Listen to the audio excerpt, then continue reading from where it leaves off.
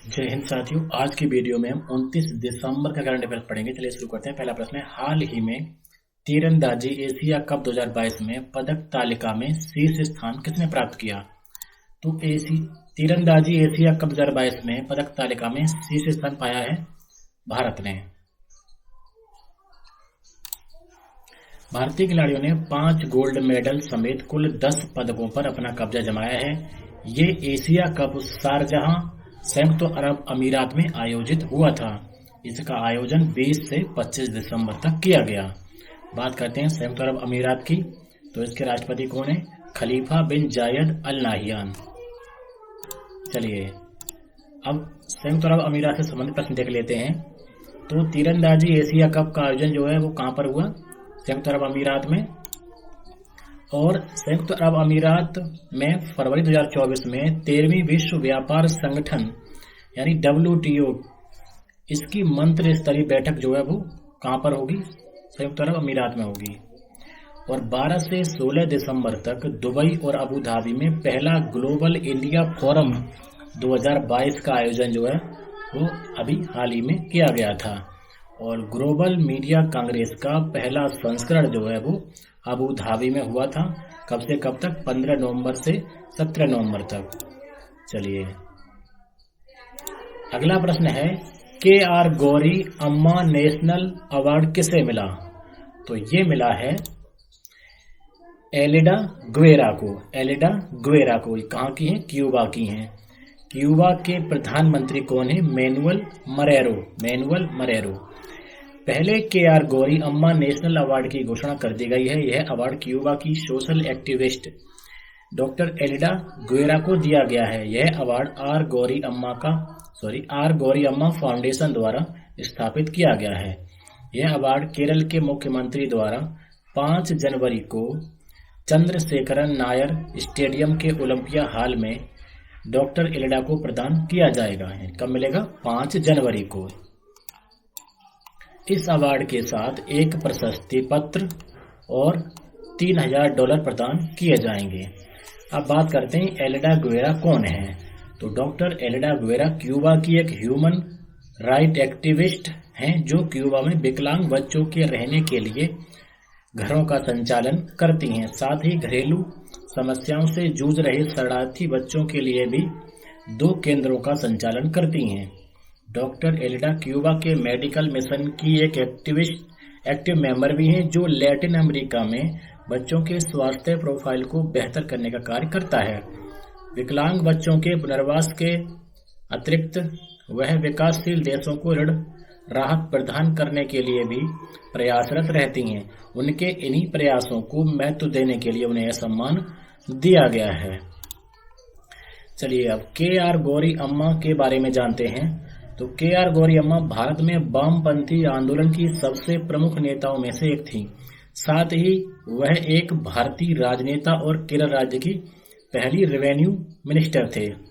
वह केरल विधानसभा में दूसरी सबसे लंबे समय तक रहने वाली विधायक थीं और पहली केरल सरकार की अंतिम जीवित सदस्य भी थीं। उन्होंने पॉलिटिकल पार्टी जन प्रतिपत्ति संरक्षण समिति का गठन किया और उसका नेतृत्व भी किया। उन्होंने कुल 17 विधानसभा चुनाव लड़े जिसमें 13 बार जीत हासिल की।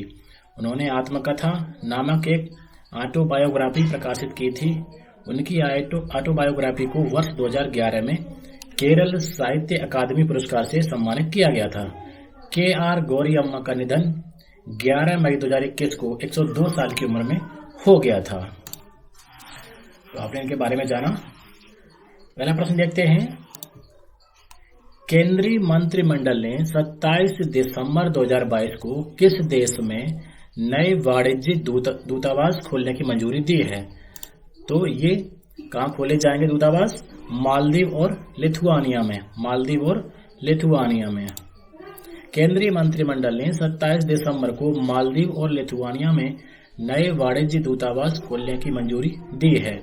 भारत ने मार्च 2018 में घोषित 18 देशों में से 14 अफ्रीकी देशों में मिशन खोले हैं। दिसंबर 2020 में कैबिनेट द्वारा अनुमोदित एस्टोनिया, पराग्वे, डोमिनिकन गणराज्य में 3 नए मिशनों को जनवरी 2022 में चालू किया गया। अब बात करते हैं मालदीव की, तो इसके प्रेसिडेंट कौन है? इब्राहिम मोहम्मद सालेह। और लिथुआना के प्रेसिडेंट कौन है? गितानस नौसेदा। सॉरी। अगला प्रश्न है, फरहान बेहरदीन ने 27 दिसंबर को क्रिकेट से संन्यास लेने की घोषणा की है। वह किस देश से संबंधित हैं? तो उनका संबंध किससे है? दक्षिण अफ्रीका से है। दक्षिण अफ्रीका के ऑलराउंडर खिलाड़ी फरहान बेहरदीन ने 27 दिसंबर को क्रिकेट से संन्यास लेने की घोषणा की है। उन्होंने 4 विश्व कप में दक्षिण अफ्रीका का प्रतिनिधित्व किया था। बेहरडीन ने प्रोटियाज के लिए 59 एक दिवसीय मैच खेले, जिसमें उन्होंने 30.69 के औसत से 1074 रन बनाए। उन्होंने 38 टी20 भी खेले और 518 रन बनाए। एक दिवसीय खेलों में 39 वर्षीय खिलाड़ी ने 14 विकेट भी लिए और टी20 में उन्हें 3 विकेट भी मिले हैं। तो ये कहाँ के हैं? दक्षिण अफ्रीका के हैं। दक्षिण अफ्रीका के जो है प्रेसिडेंट कौन है? Cyril Ramaphosa. और राजधानी कहाँ है दक्षिण अफ्रीका की? प्रिटोरिया। तो दक्षिण अफ्रीका के खिलाड़ी जो है वो फरहान बेहरदीन ने क्रिकेट से संन्यास लेने की घोषणा की है और ब्रह्मांड के रहस्यों की जांच के उद्देश्य से रेडियो टेलीस्कोप परियोजना स्क्वायर किलोमीटर एरे का निर्माण भी साउथ अफ्रीका में शुरू किया गया है। और दक्षिण अफ्रीका की बल्लेबाज और पूर्व कप्तान मिगनोन डुप्रीज ने सभी अंतर्राष्ट्रीय टी20 क्रिकेट से संन्यास की घोषणा अभी हाल ही में की थी। और दक्षिण अफ्रीका के अब्सा बैंक लिमिटेड के साथ इंडिया एक्जिम बैंक ने एक समझौता किया है। तो ये थे साउथ अफ्रीका से संबंधित करंट अफेयर के प्रश्न। चलिए अब हाल ही में किस किस ने इस्तीफा देने की बात करी है उसको देख लेते हैं। तो फ्रांसीसी फुटबॉलर करीम बेंजेमा ने 20 दिसंबर को अंतर्राष्ट्रीय फुटबॉल से संन्यास की घोषणा की है। और भारत के पूर्व ऑलराउंडर खिलाड़ी मनोज प्रभाकर ने नेपाल के क्रिकेट टीम के मुख्य कोच पद से इस्तीफा हाल ही में दिया है। चलिए अब क्रिकेट से संबंधित कुछ और प्रश्न देख लेते हैं। तो भारत ने 17 दिसंबर को बेंगलुरु के एम चिन्ना स्वामी स्टेडियम में बांग्लादेश को हराकर नेत्रहीन टी20 विश्व कप 2022 जीता। और 4 दिसंबर को केरल के कोच्चि में आईपीएल 2023 के लिए मिनी ऑक्शन शुरू किया गया था। और पाकिस्तान की सलामी बल्लेबाज सिद्रा अमीन को नवंबर में आईसीसी महिला प्लेयर ऑफ द मंथ चुना गया।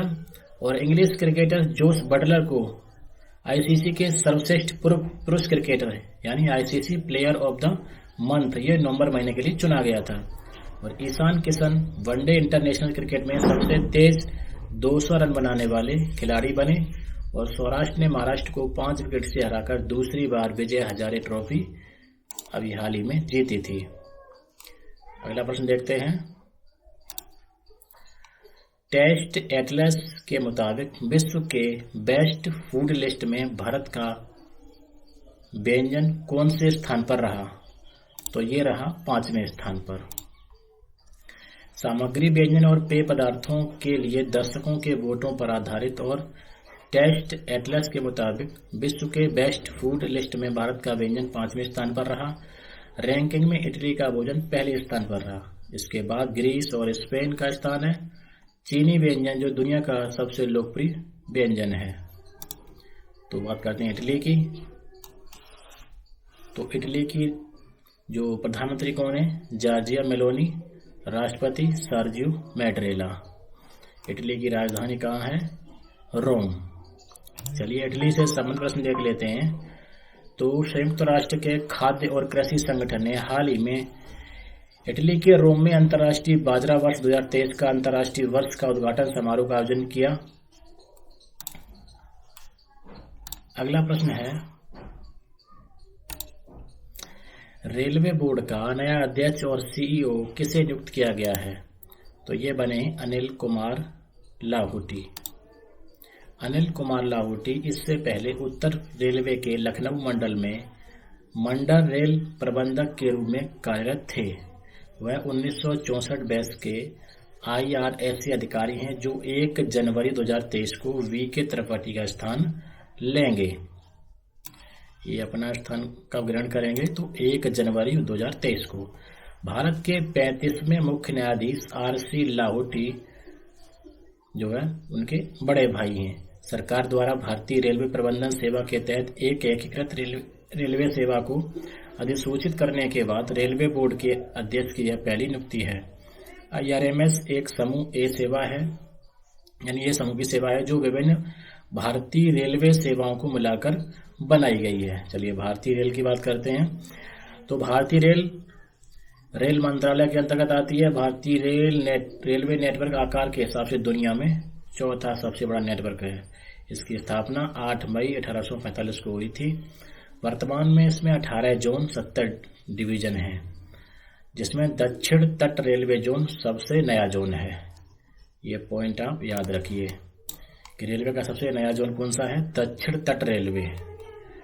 तो आपको कई सारे प्रश्न इसमें मिल गए। चलिए हाल ही में किस किस की नियुक्ति हुई है उनको देख लेते हैं। तो टाटा समूह ने 1 जनवरी 2023 से आलोक सिंह को कम लागत वाले एयरलाइन व्यवसाय का प्रमुख नियुक्त किया है। और पुष्प कमल दहल प्रचंड तीसरी बार नेपाल के प्रधानमंत्री नियुक्त हुए हैं। सितुनी राबुका फिजी के प्रधानमंत्री बने हैं। सैली ओबेरॉय दिल्ली के मेयर पद के लिए आम आदमी पार्टी के उम्मीदवार नियुक्त हुए हैं। संयुक्त राष्ट्र महासभा की 56वीं पूर्ण बैठक में नेपाल को 2 साल के लिए PBC का सदस्य चुना गया है। और 13 जनवरी 2023 से उड़ीसा में होने वाले FIH पुरुष विश्व कप के लिए भारतीय टीम के कप्तान के रूप में हरमनप्रीत सिंह को नियुक्त किया गया है। और सुप्रीम कोर्ट के पूर्व जज हेमंत गुप्ता को नई दिल्ली अंतर्राष्ट्रीय मध्यस्थता केंद्र का अध्यक्ष नियुक्त किया गया है। तो ये थी हाल ही की नियुक्तियां। अगला प्रश्न है, centre for economics and business research के अनुसार कब तक भारत तीसरी सबसे बड़ी अर्थव्यवस्था बन जाएगा? तो कब तक बन जाएगा? सन 2035 तक बन जाएगा। ब्रिटेन की एक कंसल्टेंसी संस्था आर्थिक और व्यापार अनुसंधान centre for economics and business research के द्वारा जारी रिपोर्ट के मुताबिक भारत वर्ष 2035 तक विश्व की तीसरी सबसे बड़ी अर्थव्यवस्था बन जाएगा। वर्तमान में भारत 5वें स्थान पर है। CEBR ने कहा कि 2037 तक विश्व का सकल घरेलू उत्पाद 2 गुना हो जाएगा। अगला प्रश्न है, निम्न में से किस न्यूज मीडिया कंपनी में गौतम अडानी की 65% हिस्सेदारी हो जाएगी? तो उस समूह का नाम है NDTV। NDTV news media company में गौतम अडानी की 65% हिस्सेदारी होगी। संस्थापकों ने कहा कि हमने आपसी समझौते के तहत NDTV में अपने अधिकांश शेयर AMG मीडिया नेटवर्क यानी अडानी समूह की फर्म है उसको बेचने का फैसला किया है। अगला प्रश्न है, हाल ही में केंद्रीय मंत्री ज्योतिरादित्य सिंधिया ने भारत का पहला ग्रीन स्टील ब्रांड कल्याणी फेरेस्टा कहां लॉन्च किया? तो कहां लॉन्च किया? नई दिल्ली में लॉन्च किया। केंद्रीय मंत्री ज्योतिरादित्य सिंधिया ने 20 दिसंबर को नई दिल्ली में भारत का पहला green steel brand Kalyani Ferresta launch किया। यह अपनी तरह का पहला स्टील है जिसे पुणे स्थित स्टील कंपनी कल्याणी समूह द्वारा नवीकरणीय ऊर्जा संसाधनों का उपयोग करके निर्मित किया गया है। यह पर्यावरण में शून्य कार्बन पदचिह्न छोड़ेगा, यानी इस जो है ये कार्बन बिल्कुल भी नहीं छोड़ेगा। इस्पात उद्योग अंतर्राष्ट्रीय स्तर पर 7% CO2 उत्सर्जन के लिए उत्तरदायी है। बात करते हैं दिल्ली की। तो दिल्ली के मुख्यमंत्री श्री अरविंद केजरीवाल जी, उपराज्यपाल कौन है? विनय कुमार सक्सेना। आगे बढ़ते हैं,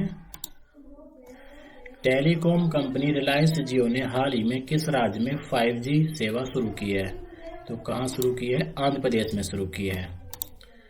टेलीकॉम कंपनी रिलायंस जियो ने हाल ही में आंध्र प्रदेश के तिरुमाला, विशाखापत्तनम, विजयवाड़ा और गुंटूर शहरों में ट्रू जियो 5G सर्विस शुरू की है।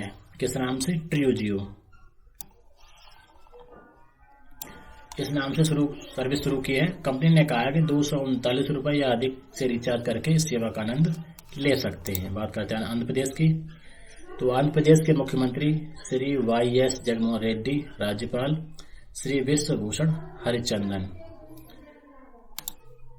भारत और ADB ने तमिलनाडु में शहरी सेवाओं में सुधार के लिए कितने मिलियन डॉलर के ऋण समझौते पर हस्ताक्षर किए हैं? तो इसका आंसर है $125।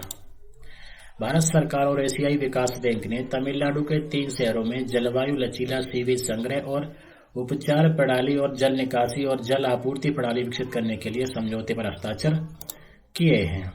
तो तमिलनाडु की राजधानी कहाँ है? चेन्नई। मुख्यमंत्री M.K. स्टालिन है, राज्यपाल R.N. रवि हैं। गृह मंत्रालय ने उत्तर प्रदेश में किन 2 स्थानों के नाम बदलने की अनुमति दी है?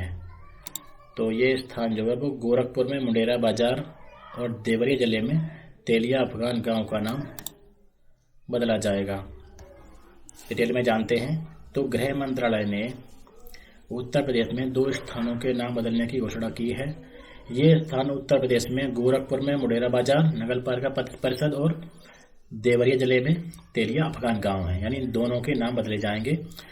तो गृह मंत्रालय के अनुसार नगर परिषद का नाम बदलकर चौरी चौरा करने के लिए अनापत्ति प्रमाण पत्र जारी किया गया है और गांव का नाम बदलकर क्या किया गया है? तेलिया शुक्ला। तो इनके नाम जो आप याद रखिए।